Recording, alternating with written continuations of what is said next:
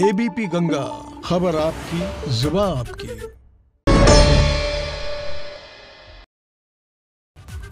नमस्कार, एबीपी गंगा देख रहे हैं आप। मैं अवधेश। उत्तराखंड प्राइम की शुरुआत करते हैं और सबसे पहले बात करेंगे कुंभ की तैयारियों की। डीजीपी अशोक कुमार हरिद्वार के दौरे पर रहे। अशोक कुमार ने प्रेस क्लब पहुंचकर मीडिया से बात की। इस दौरान डीजीपी अशोक कुमार ने साफ कर दिया कि कुंभ मेले के दौरान हरिद्वार आने वाले यात्रियों को अपना ऑनलाइन रजिस्ट्रेशन कराना अनिवार्य होगा। डीजीपी अशोक कुमार के अनुसार कुंभ मेले को लेकर पुलिस की तैयारियां पूरी हैं और कुंभ का आयोजन पुलिस सफलतापूर्वक करेगी। वहीं डीजीपी अशोक कुमार ने यह भी कहा कि हरिद्वार की ट्रैफिक व्यवस्था पहले से बेहतर हुई है। कुंभ के बारे में हमने कहा कि हमारी पूरी तैयारियां हैं। पुलिस जो है हर तरह के अभी कोरोना फाइनली क्या करवट लेता है 100% क्लियर नहीं है। मेरे विचार से वो फरवरी के अंत तक वो स्पष्ट होगा, किंतु वो जिस भी रूप में रहता है उसको 100% सही से लागू करवाना और कुंभ को शांतिपूर्वक संपन्न कराना हमारी प्राथमिकता है। कुंभ में रजिस्ट्रेशन को लेकर संत नाराज हैं। मुख्यमंत्री त्रिवेंद्र सिंह रावत ने कल ही अधिकारियों को बैठक करके निर्देश दिए थे कि कुंभ के दौरान आने वाले तमाम श्रद्धालुओं को रजिस्ट्रेशन कराना अनिवार्य होगा, साथ ही सभी के एंटीजन टेस्ट कराना अनिवार्य होगा। अखाड़ा परिषद के अध्यक्ष महंत नरेंद्र गिरी ने इस बात को सिरे से नकार दिया। उनका साफ कहना है कि कुंभ में आने वाले किसी भी श्रद्धालु का रजिस्ट्रेशन नहीं होगा। औपचारिक बात करना अलग बात है। जो कार्य असंभव है वह संभव नहीं हो सकता, क्योंकि यहाँ करोड़ों की संख्या आएगी। अगर आप एक को चेक करेंगे तो 20 मिनट में 2 करोड़ लाइन लग जाएगी, तो संभालना भारी पड़ेगा। उसके पक्ष में हम बिल्कुल नहीं हैं। मेले में आपने निमंत्रण दिया है, आपके बोर्ड लगे हुए हैं, ईश्वरीय निमंत्रण दे रहे हो आप, तो ईश्वरीय निमंत्रण सब स्वीकार कर रहे हैं, सब आएंगे। मेले की व्यवस्था करने का दायित्व शासन का होता है, प्रशासन का होता है। संत महात्मा आते हैं, उसकी व्यवस्था में शामिल हो जाते हैं। कुंभ के दौरान हरिद्वार में एक बार फिर पर्यटन व्यवसाय पटरी पर लौटने की उम्मीद है, क्योंकि लॉकडाउन के बाद से हरिद्वार में पर्यटकों की संख्या में बेहद कमी आई थी। माना जा रहा है कि जैसे ही कुंभ की शुरुआत होगी तो हरिद्वार में पर्यटकों का आना एक बार फिर शुरू होगा और व्यापारियों की किस्मत खुलने लगेगी।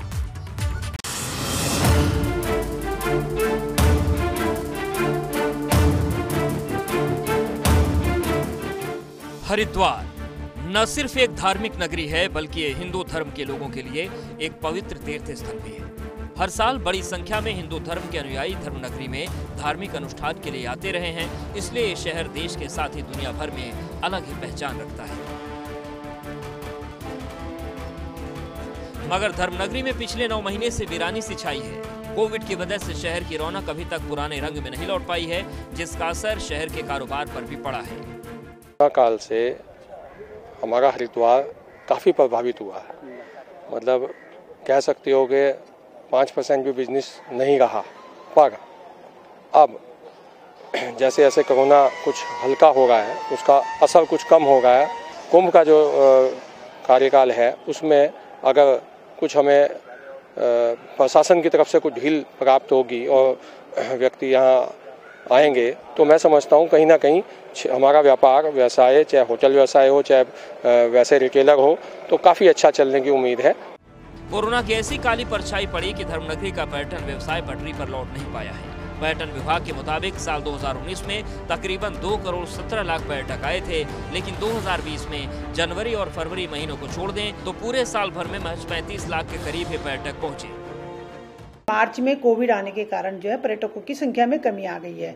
तो 2000 मार्च से लेकर दिसंबर तक स्थिति कोई ज़्यादा अच्छी नहीं है और इस समय जो है 2020 में हमारे जो है 35 से 36 लाख तक के पर्यटक ही यहाँ पर आए हुए हैं। हरिद्वार शहर दुनिया भर में पहचान रखता है, इसलिए हर साल विदेशों में बड़ी संख्या में लोग धर्म नगरी आते थे। मगर 2020 में महज 5,500 विदेशी श्रद्धालु ही धर्म नगरी पहुंचे। सैलानियों की कमी की वजह से एक तरफ स्थानीय कारोबारियों का कारोबार चौपट हुआ है, तो वहीं इससे सरकार के खजाने पर भी असर पड़ा है। कारोबारियों को अब उम्मीद है कि कुंभ के दौरान धर्म नगरी में फिर से रौनक लौटेगी। कोरोना की वजह से हालांकि अभी तक कुंभ का स्वरूप तय नहीं हो पाया है, मगर फिर भी माना जा रहा है कि धर्म नगरी में चहल पहल जरूर रहेगी। हरिद्वार धर्मनगरी होने के साथ साथ पर्यटन नगरी भी है। यहाँ अधिकतर लोगों का व्यवसाय पर्यटन से जुड़ा हुआ है, लेकिन लॉकडाउन के बाद हरिद्वार में आने वाली पर्यटकों की संख्या में भारी कमी आई है। जहाँ 2019 में तकरीबन 2 करोड़ के करीब पर्यटक हरिद्वार पहुँचे थे, वहीं 2020 में ये घटकर 35 लाख रह गया। अब कुंभ करीब है तो ये उम्मीद जताई जा रही है कि हरिद्वार में आने वाले पर्यटकों की संख्या में भारी इजाफा होगा, जिससे पर्यटन व्यवसाय भी पटरी पर लौटेगा और व्यवसाय को भी इससे लाभ होगा। हरिद्वार से अपने सहयोगी संजय कुमार के साथ पंकज राणा, एबीपी गंगा।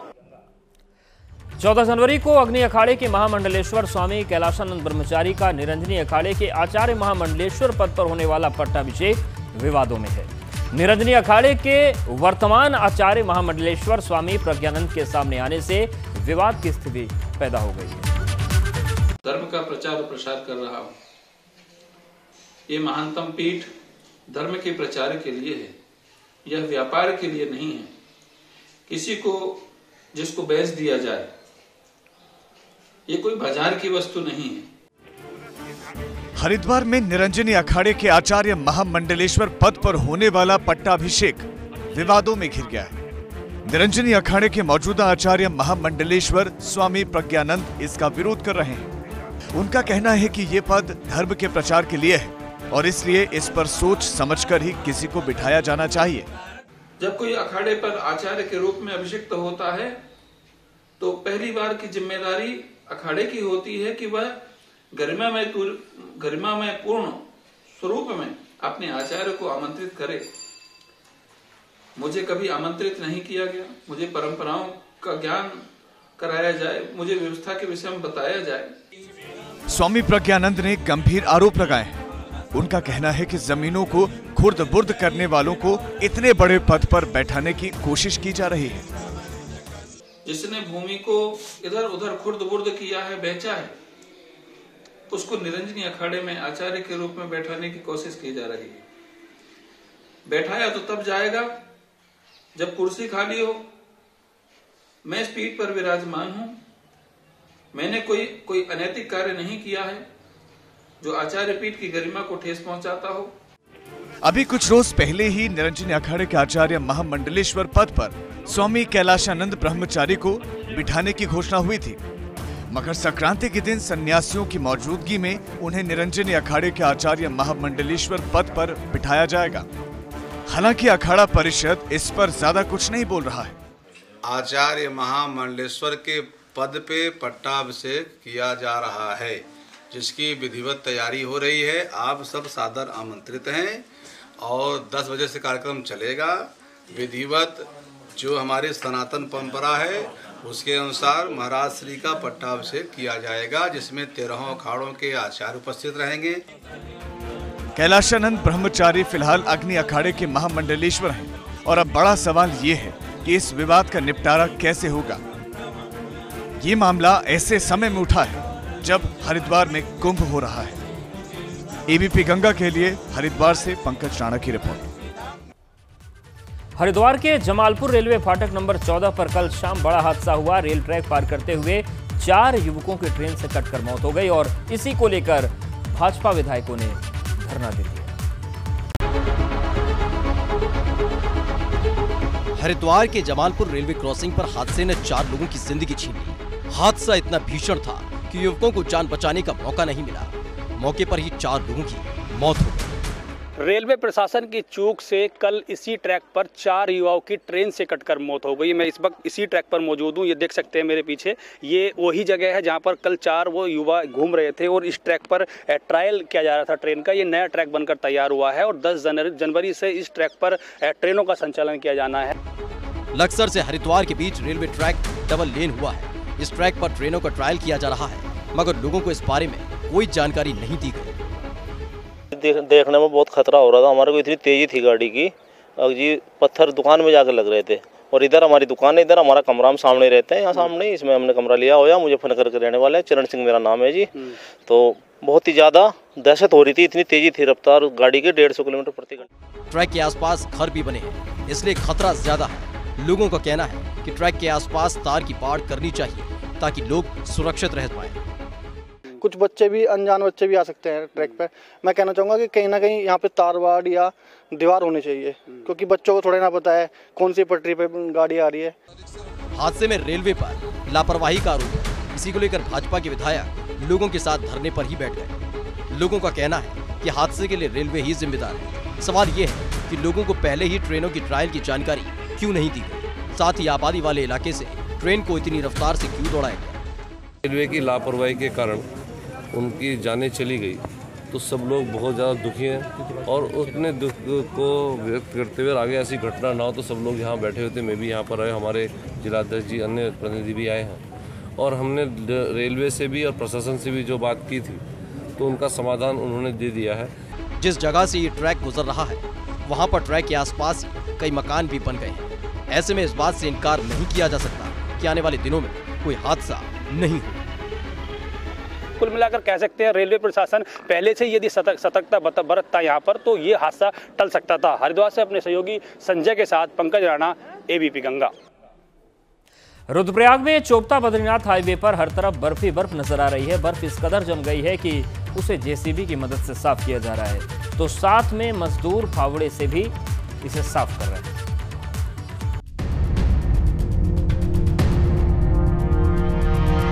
बर्फबारी ऐसी हुई कि रुद्रप्रयाग में गाड़ियों के पहिए जाम हो गए।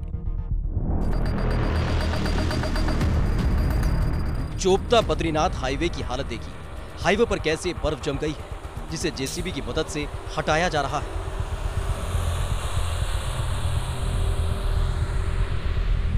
अभी तक तो बर्फबारी लोगों के लिए खुशियां ही लेकर आई थी, मगर अब यही बर्फ मुसीबत बनने लगी है। हाईवे पर जगह जगह बर्फ का बसेरा है। कहीं जेसीबी से बर्फ हटाई जा रही है तो कहीं पर फावड़े से बर्फ साफ की जा रही है। चोपता बद्रीनाथ मोटर मार्ग पर बर्फ की मोटी चादर बिछ गई है और इसके ऊपर पाला जमने से फिसलन पैदा हो रही है। बर्फबारी के बीच से किसी तरह से वाहनों की आवाजाही हो रही है। जगह जगह जेसीबी की मशीन से मोटर मार्ग पर पड़ी बर्फ को साफ किया जा रहा है।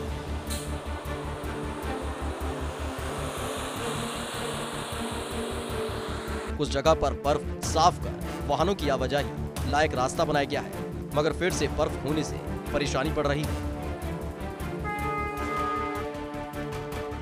बर्फबारी के बीच से वाहनों को लेकर जाने में फिसलन का खतरा है, इसलिए ऐसी जगह से जाते समय सावधानी बरतना बेहद जरूरी है।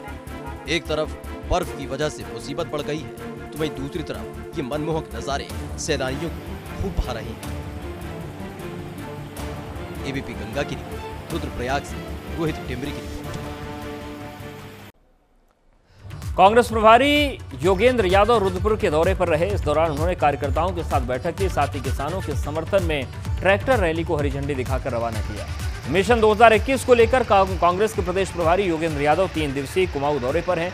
उन्होंने कार्यकर्ताओं से आह्वान किया कि आगामी विधानसभा चुनाव के लिए एकजुट हो जाएं। इस दौरान पूर्व सीएम हरीश रावत भी मौजूद रहे।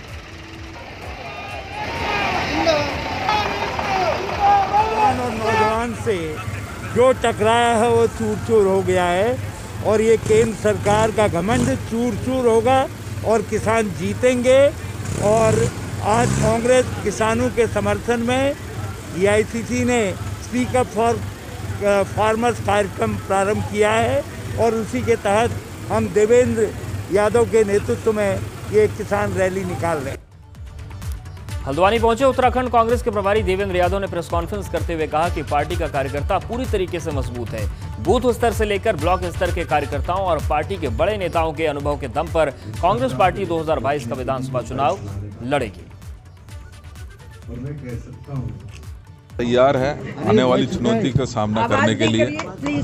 मुझे खुशी है कि पिछले 4 वर्षों में, जैसे मैंने कहा, हमारी एक मुख्य विपक्षी भूमिका का निर्वहन हमारे बूथ से लेकर हमारे स्टेट के लीडरशिप बड़ी मजबूती के साथ उसको कर रहे हैं और मुझे उम्मीद है कि आने वाले साल में हम इसको और मजबूती के साथ कार्यकर्ताओं का सम्मान रखते हुए, कार्यकर्ताओं को सम्मान देते हुए हम अपनी मुख्य विपक्ष की भूमिका को मजबूती के साथ रखने का काम करें।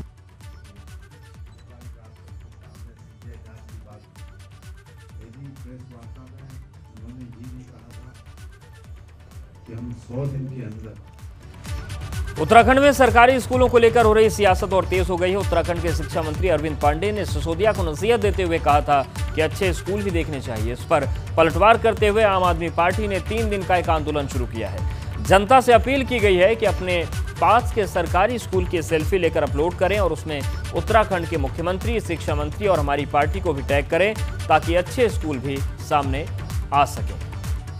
जनता के सामने सच्चाई जानी चाहिए।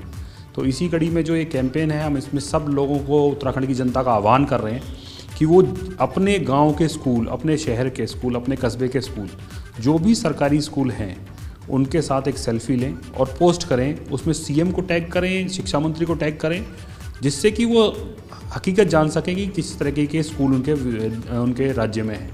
उससे हम भी ये कह पाएंगे कि स्कूल्स कैसे हैं, और साथ ही साथ ये भी तय हो पाएगा कि जो अभी तक ये कहते हैं कि भाजपा वाले कह रहे हैं कि अच्छे हैं, हम कहते हैं खराब हैं, निश्चित तौर पे जनता के सामने सच्चाई जानी चाहिए। और केंद्रीय शिक्षा मंत्री रमेश पोखरियाल निशंक ने अपने देहरादून प्रवास के दौरान देश की नई शिक्षा नीति को देश में बदलाव का नया आधार बताया है। केंद्रीय शिक्षा मंत्री ने कहा कि नई नीति में कई ऐसे बदलाव किए गए हैं जो देश में शिक्षा व्यवस्था को बदलने में कारगर साबित होंगे। केंद्रीय शिक्षा मंत्री ने कहा कि दुनिया में हिंदी भाषा तीसरे नंबर की सबसे ज्यादा बोली जाने वाली भाषा है, जिसमें अब सरकार की नई शिक्षा नीति इसे बढ़ाने वाली साबित होगी। लोकसभा अध्यक्ष ओम बिरला हरिद्वार पहुंचे। इस दौरान उन्होंने जूना अखाड़े के आचार्य महामंडलेश्वर स्वामी अवधेशानंद गिरी से मुलाकात की। लोकसभा अध्यक्ष के साथ उत्तराखंड विधानसभा अध्यक्ष, शहरी विकास मंत्री मदन कौशिक, शिक्षा मंत्री अरविंद पांडे भी मौजूद रहे।